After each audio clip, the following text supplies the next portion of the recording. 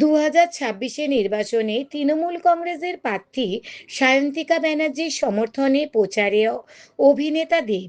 আর 27 April সোমবার 2026 নির্বাচনকে কেন্দ্র করে সারা কলকাতা জুড়ে চলছে তৃণমূল কংগ্রেসের রোড শো ও জনসভা। তৃণমূল কংগ্রেসের মনোনীত প্রার্থীরা তাদের নিজ নিজ এলাকার জনসভা করে সাধারণ মানুষের কাছে ভোটের আর্জি জানান।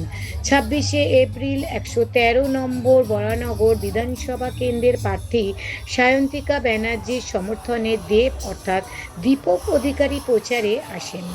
এই দিন বরানগরের ষষ্ঠীতলা থেকে বনগুলি পর্যন্ত রোড শো করেন এবং তৃণমূল কংগ্রেসকে পুনরায় চতুর্থবারের জন্য জয়ী করার আহ্বান জানান।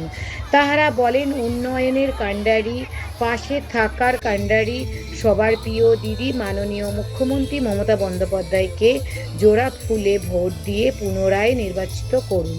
ব্যুরো রিপোর্ট, দৈনিক দুরন্ত বাংলা।